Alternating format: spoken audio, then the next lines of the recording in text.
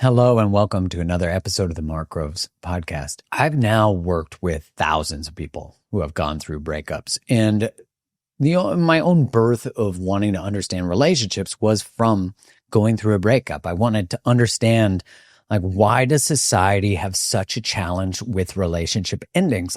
Why do we shame people who go through breakups and divorces? Why are we so terrified of our own relationships ending, even if that ending is in service of our own growth?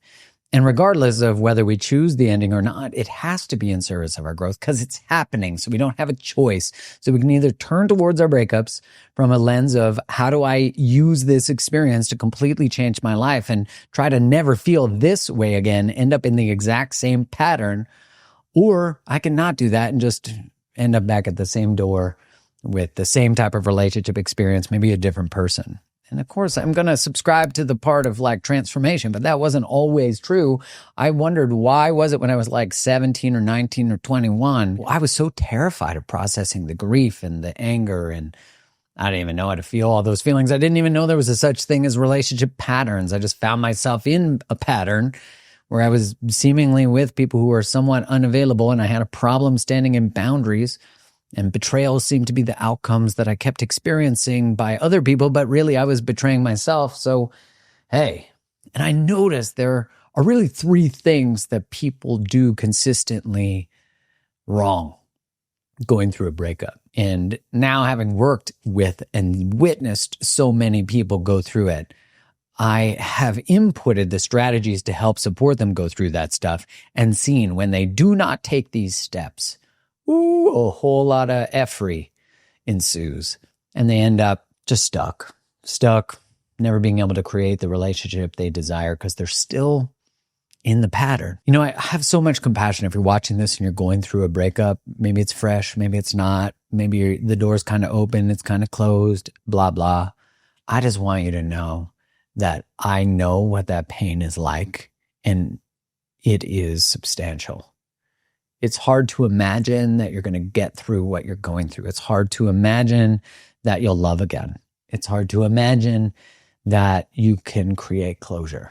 It's hard to imagine those things when you're in it. And yet, every single breakup that I went through when I was young, I thought I'd never love again. I thought, oh, this is the last time I'll feel this way. There's such a finite feeling to connection when you're in it. And the strange thing that happens when you go through a breakup is you actually end up feeling more in love with them after, even though maybe during it you were like, oh, this relationship's not working, or we got some effed up patterns.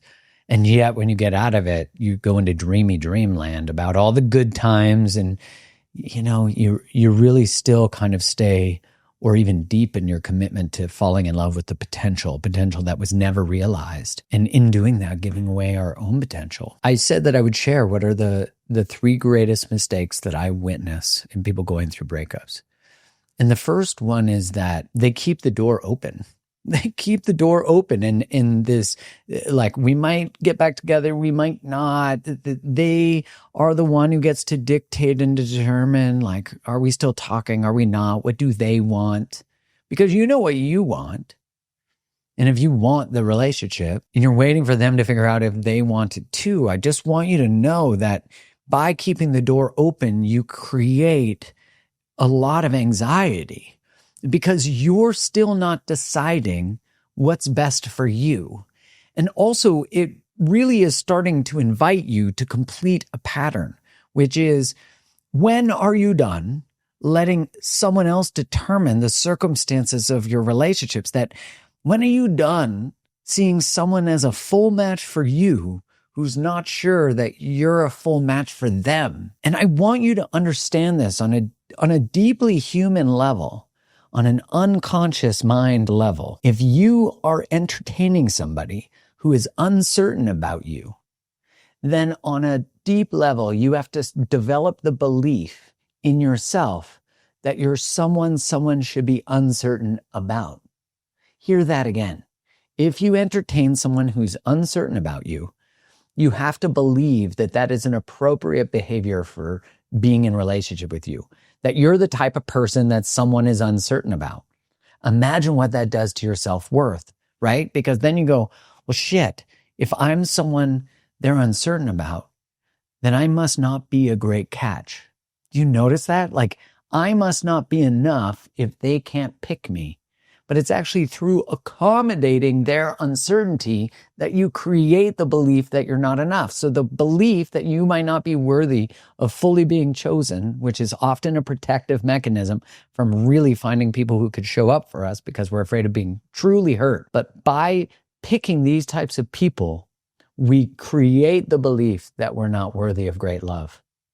And so we keep agreeing to this pattern. So this is one of the biggest mistakes people make, is they leave the door open. It is time for you to decide to close the door. Now here is number 2, and it has to do with number 1. They all have to do with each other because they're all part of the same pattern, which is the number 2, second biggest mistake people make. And it might be the first, actually, like the precursor, the number 1 that precedes all the others, is they don't prioritize their healing. You don't prioritize your healing. You still are saying, well, I don't want to block them or not be in contact with them. Now, listen, if you're co-parenting, I understand that. But there are strategies that you can have that will create boundaries in that communication. You can still create boundaries and co-parent.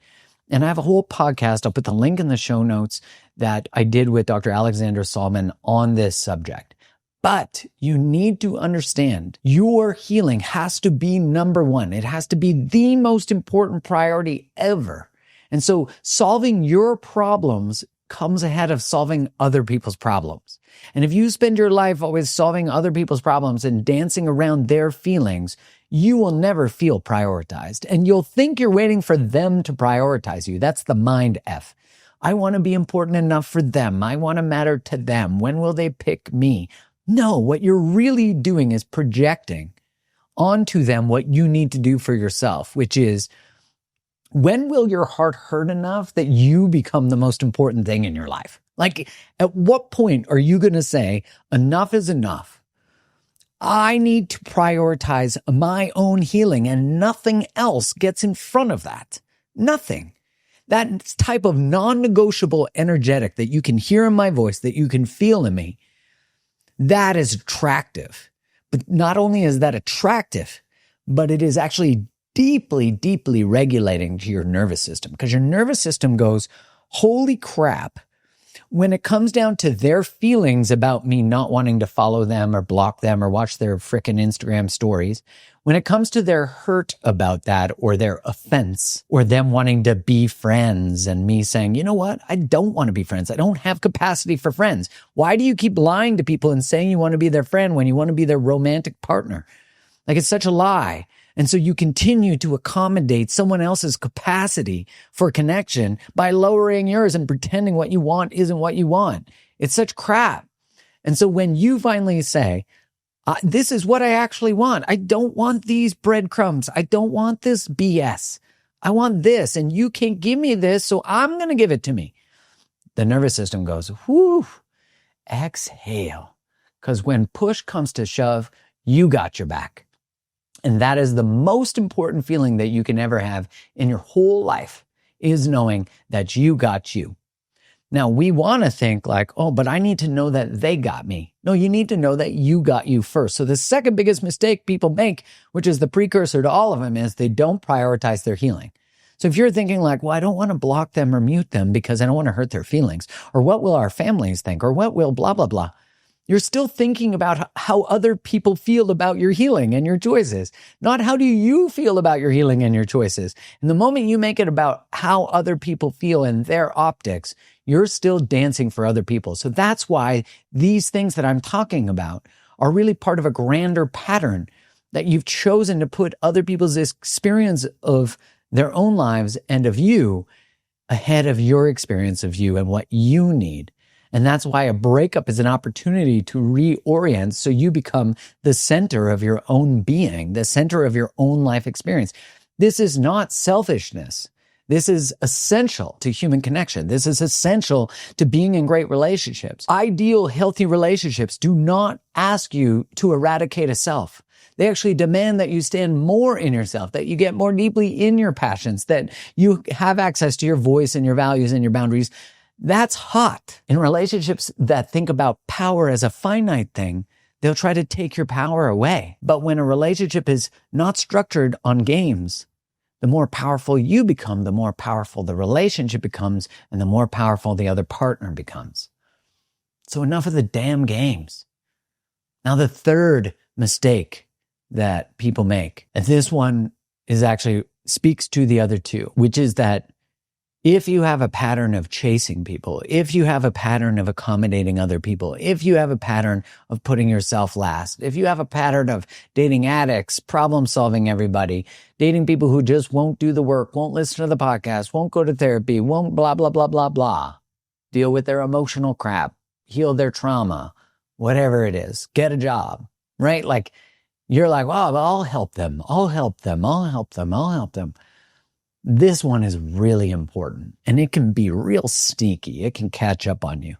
This third one is that people allow other people to dictate the capacity for connection and the relationship.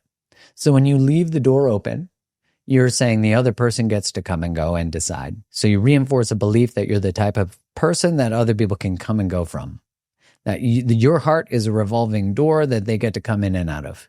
BS. You'll be prone to things like friends with benefits, situationships, because again, you're allowing other people to decide the level of connection, and you're using intimacy as an upper limit. So let's say you're dating someone, you're having a friends with benefits with someone, a situationship, you really want more, they don't want more, you're still polishing each other's knobs and things and dipping and all the kind of stuff. And so you're using arousal to treat the pain of self-abandonment and not feeling chosen. So it becomes a drug. When they say, all I have capacity for is this, and you say, oh, that's fine. It's not fine. When someone says, oh, I can't be married to you, or I can't be in a relationship with you, I don't want to be monogamous with you. Again, all someone else's right to choose. But you have to decide, at what point are you done accommodating someone else's lower capacity for connection? Like if someone else gets to say, well, we're just going to be friends, or we can communicate and like we can just still talk about stuff, right? And you're like, yeah, you're still letting them decide what level of connection is okay between you two. Until you actually resolve that and bring closure to that, you will never fully trust yourself in your own being, because you'll never trust yourself to actually choose what you want. So whenever you say that you desire something and you choose something else, you're selling yourself out. You're not honoring yourself. You're actually saying, I don't believe I can have that thing. That's why I always say that breakups are this like strangely, immensely powerful portal that you can walk through or not. You get to choose. But if you choose to walk through this portal, the information that you'll get from your frustrations and your pains and the understanding of the pattern that got you here. Like, what did you learn about relationships culturally in your family, through school, through coaches, through mentors? What things have you been through? What were you taught about breakups and relationship endings? And what were you taught about marriage and partnership and connection? You get to explore those things, and then you get to say, how have those impacted me? How unconsciously have I taken what I've made these rules about life and relationship, and how have they dictated my life? And you get to decide what kind of life and love you want to create. Now, it can feel hard to get there to the dream and the possibility and creating the love you've always wanted and the relationships you've always wanted and the boundaries, and you just feel full of life and vitality because you're protecting your own energy. That can feel really distant from here, and I get that. But I just want you to know that if you do choose to walk through this portal and not waste your breakup, do not waste your divorce, do not waste your breakup. So many of these things go wasted, and then we just end up repeating what we waste. I don't want you to have to come back to this video in 2 years with the same person or a different person being like, I did that again. I'm like, you don't have to do it again. There's so much information available in this moment through what you're going through that can completely change your life. And that was the birth of my work, right? Was understanding this, how to do this. I walked myself through it. I walked so many people through it. You know, my wife, my now wife, when we were dating, we broke up for 9 months and our relationship was over. And then I went back and added all the things I learned through that breakup. And then getting back together, I added all that into my breakup recovery course. because I wanted to put in the 5 weeks that the course is, I wanted to put everything I learned and all the steps I took in different moments of breakups before then, and all the things I needed to do to process, move forward, understand, and then create the relationship I want. The 5-week course is just a plethora of all that stuff. I walk you through step by step how to do all that. And so if this sounds like something that resonates for you, maybe our journey is done after you watch this video, like this is enough for you. But if you're like, I want to learn how to do that, then check out the show notes because I put all the details in there and a discount code. I would love to support you in walking through this and getting to that place of never again. I'm so excited about the relationships I'm going to create in my life. And I know you can get there because I got there after I didn't know I could get there. And I know how to get there. So with all that said, much love.